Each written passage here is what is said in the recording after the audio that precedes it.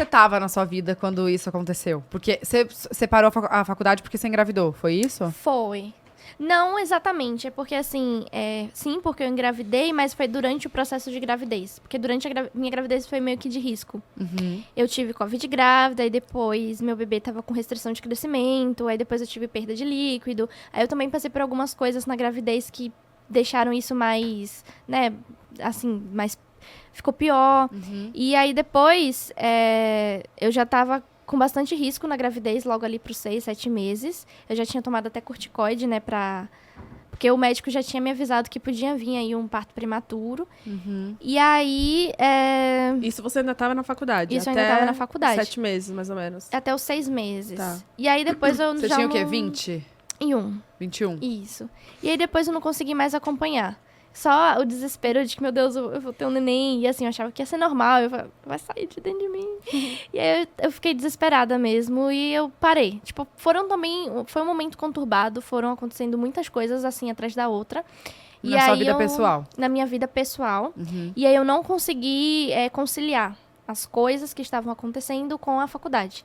E foi daí que eu nem tranquei, não fiz nada, só parei. Só abandonou. Só abandonei. E você, a gravidez não foi planejada? Não foi planejada. E você ainda tava no seu antigo relacionamento? Isso.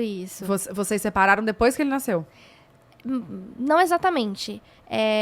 Depois que o bebê nasceu, a gente ainda ficou junto até quando ele tinha uns 3 meses e meio, mais ou menos. Uhum. E aí depois teve a nossa primeira separação. Aí depois disso teve uma segunda, a gente voltou, aí teve uma segunda, depois a gente voltou e teve uma terceira e última, que é a separação de agora. Uhum. E vocês moravam juntos? Morávamos juntos. E aí foi isso que aconteceu, que vocês separaram e você foi pra outro lugar, que só você e o Dante. Isso, é porque basicamente, nas 3 separações, assim, é porque eu não sei exatamente a quantidade, foram bastante.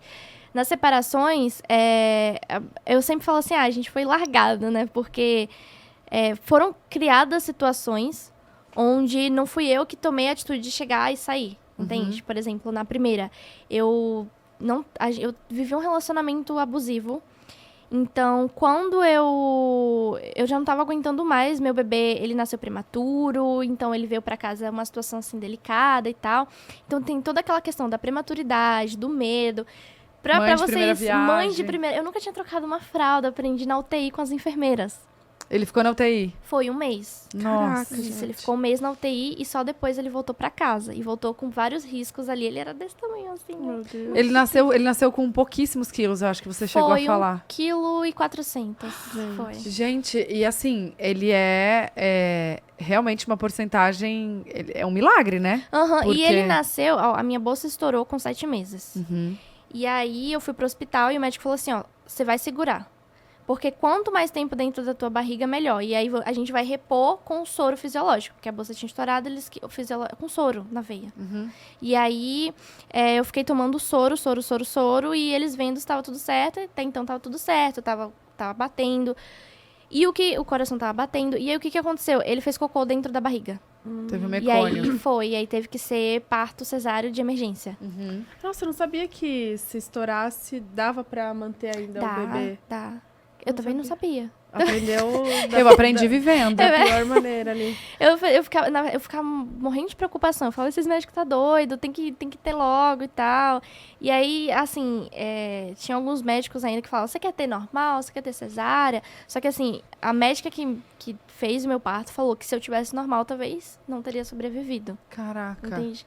E esse momento que estourou a bolsa, que você foi pro hospital e foi o tempo dele fazer o cocô, foi quanto tempo? Um dia? Não, 2? acho que foram 3 dias. Então ele ficou ainda, conseguiu manter. Foi. Foram 2, 3 dias, mais ou menos. E aí manteve, até que eu comecei a sentir umas contrações muito estranhas, sabe? Nenhuma contração do bebê sair, mas uma coisa estranha. Ele não se mexia, ele não fazia nada dentro da barriga, parecia que ele nem tava lá. E Esses 2 dias? Foi. Ai, gente. E aí, do nada, a barriga ficava muito dura, né? E ficava assim, bem pra frente, como se ele fosse sair, só que por outro lugar. Tipo, pelo umbigo, como se fosse sair pelo umbigo. E aí eu comecei a ficar preocupada. E aí tem um negocinho quando a gente fica internado, né? Que a gente pode apertar e ficar chamando a enfermeira. campainha. E eu ficava toda hora, enfermeira. E aí, de tanto eu encher o saco, a médica foi lá e foi ver o líquido e já não tava mais da mesma cor, porque ele tinha feito cocô. E aí teve que ser o parto de emergência. O líquido V, tipo, é um... Eles enfiam...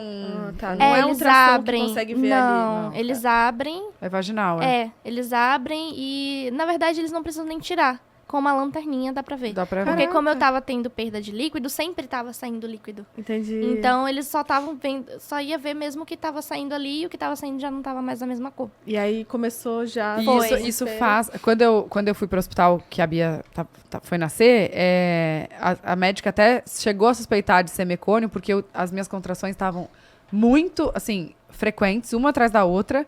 E, sei lá, eu tava, assim, foi de uma hora pra outra, sabe? Não foi aquele processo de, tipo assim, eu tava com, sei lá, as contrações de 2 em 2 minutos, mas eu não tava com essa dilatação que ia nascer. Isso, foi exatamente. Exatamente. E aí ela falou, eu acho que é mecônio, porque quando acontece isso, esses são acho que esse é um dos sintomas, entendeu? O corpo explicando o que tá acontecendo. Porque não pode, né? E é muito estranho, é muito estranho.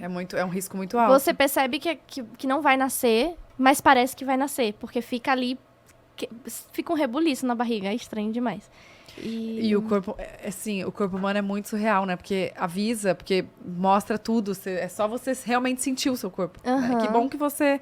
Acho que a gente nasce uma mãe, nasce um instinto, né? Que bom que você incomodou mesmo, falou, gente, e assim, tá? não só isso. Eu não sabia que eu era uma pessoa forte.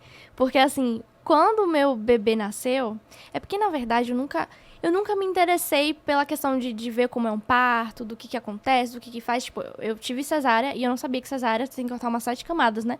Não sabia que era, tipo, uma super cirurgia. Eu não sabia disso. E aí, eu tava lá, eles estavam me cortando, o parto inteiro eu gritando, né? Eu tava, socorro, eles são dos jogos mortais, tá tirando meu intestino delgado, socorro. Eu fiquei gritando o tempo todo. Meu Deus! Eu só lembro do médico falando assim, a gente vai ter que colocar um pouco mais de anestesia, teu coração vai acelerar mais um pouquinho, mas tá tudo bem. E eu gritando, a médica tá tirando, olha aí se não tá tirando meu intestino. Eu tenho certeza que tá tirando alguma coisa. Menina! E eu tava desesperada, eu tava sentindo alguma coisa aqui dentro, sabe? E você tava sozinha? Não, tava com o pai do bebê. Tá. E aí eu ficava olhando pro pai do bebê e falando, olha isso, tá tirando, eu tenho certeza, mas não tá, mas tá sim. E aí eu ficava... Gente, você começou a delirar. Tem umas alucinações. Não, mas eu tive a sensação de que eles estavam puxando o bebê, claro, mas eu achava que era meu intestino. Outra coisa. Eu tava, na minha cabeça já tava aquelas tipo, choricinha do intestino saindo, sabe? Eu achava mesmo. E aí... Meu Deus! Mas assim, eu fiquei muito, muito, muito lúcida. E aí acabou o parto. E normalmente quem responde o negócio lá é a pessoa que tá acompanhando. Porque a mulher já tá assim, exausta. E eu tava de boa. Tanto que ele falou assim, já que você tá aí, responde aqui essas perguntas aqui. Era uma pergunta bem complexa, com número, com não sei o que, CPF e tal. E aí depois, teve o apagão, né? A pessoa apaga. Aí eu apaguei. Só Desmaiou? que... Não. Não, Ou só eles esqueceu? mandaram dormir. Aí eu apaguei. De sono. Caraca. Eles mandaram dormir. Não tem, acho que anestesia, né? Não sei, gente. E aí, quando eu acordei, eu queria ir no banheiro, só que não podia levantar, só que eu não sabia dessa informação. Você levantou? Eu levantei. Sozinha? Não, o pai do bebê tava no quarto. Eu falei, me ajuda aqui, porque, sei lá, tô com sensação como se fosse desmaiar. Eu levantei, fui no banheiro e tal. Quando a enfermeira chegou, a enfermeira, você é louca, você vai ter que assinar um termo de responsabilidade, não pode levantar, não sei o quê. Mas assim que eu chamei a enfermeira no trequinho e eu falei, eu quero ver meu filho, cadê meu filho? Cadê meu filho? Cadê meu filho? Ele foi direto pra UTI. Foi. Não teve o eu momento... eu não vi ele. Caraca. E aí, eles me barraram por um tempo, porque tem um tempo que você pode levantar depois de uma cesárea. E eu não respeitei esse tempo, eu só tava desesperada. E aí eu chamei a Dia, eu falei, eu vou processar o hospital, não sei o quê, vamos fazer tráfico de humanos com meu bebê, não sei o quê. Então, maluquice, porque eu tava tão desesperada pra ver meu filho. Claro, e eu pensando que iam roubar ele. E aí, às vezes passa de tudo, né? A gente fica não tão imagina. nervoso, né? Aí eu tava tão nervosa. E aí eu fui ver ele. E assim, ó, desse tamanho, o bichinho tava cheio de fio, cheio de coisa, tomando antibiótico. Quando eu olhei, foi assim... Foi a melhor sensação da minha vida. É um amor que não tem explicação, né? Foi a melhor sensação. Toda vez... Nem vou falar muito, senão eu vou chorar. E eu também choro junto. É a melhor coisa... Gente, é a melhor coisa do mundo, assim. Eu não sabia nem o que fazer. Eu olhei assim, a enfermeira, pode tocar? Eu falei, tocar. Ah, você pode tocar? Pode tocar. Eu falei, tocar? Mas como? O que eu faço? Porque, assim, um recém-nascido a gente já tem medo, né? De tocar. Agora, um bebê, assim, gente, desse Prematuro tamanho, assim, ainda, muito pequeno. muito pequeno, a coisa mais linda do mundo. Meu filho nasceu. E muito pequeno, e ele tá cheio de fio, cheio de coisa, e a UTI, a gente fica tenso na UTI. Porque você vê a saturação, você vê o coração, e fica aqueles barulhos, aquelas luzes. Ai, me deixa tenso também. Muitos bebês também, e aí você fica tenso, né? Como é a vida com o bebê na UTI? Você ia pra casa e voltava pra vê-lo? É desesperador, porque você não pode ficar o tempo todo com o bebê. E você só pode entrar em horários específicos e tem todo um ritual pra você entrar. Você tem que, tipo, botar uma capa, botar luva. Paramentar, né? Tem que lavar as mãos toda hora, tem que ficar de máscara, touca. Assim, É todo um processo. E você tem lá, sei lá, 1, 2 horas ou menos por dia. por dia. E aí você... Não, acho por dia é mais, porque você tem, tipo, um tempinho da manhã, um Ah, tempinho tá. da Por tarde, período. um tempinho Uhum. da noite, sabe? Só que assim, pra uma mãe que teve uma cesárea, que acabou de ter neném, e que não descansou, porque tem que ficar subindo e descendo escada, andando pra cima e pra baixo, tirando o leite pro bebê poder tomar, porque ainda tem isso, né?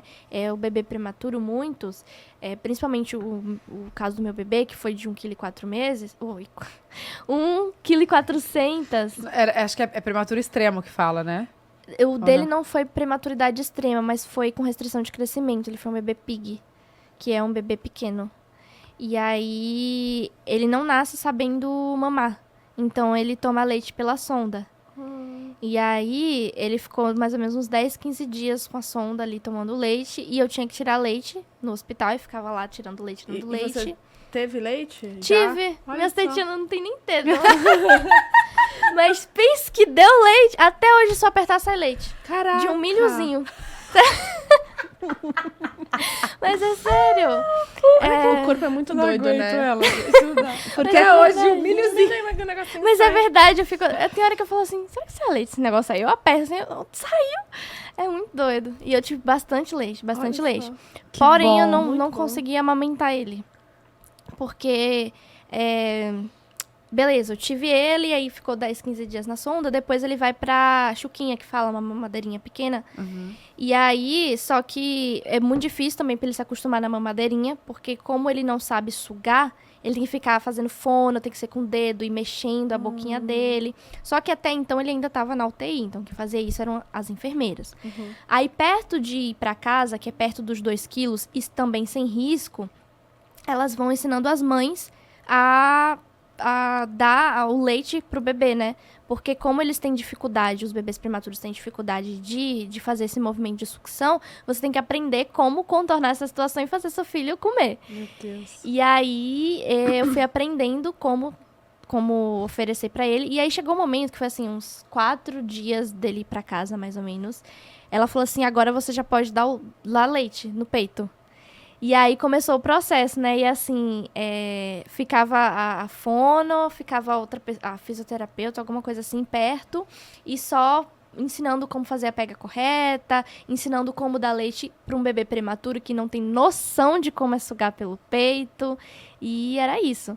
Você teve esse... Que bom que você teve esse auxílio, esse apoio. Aham. Porque, né, a gente sabe que tem outras realidades que não tem nenhuma consultora de alimentação, nenhuma enfermeira para Pra ajudar. ajudar, para ensinar.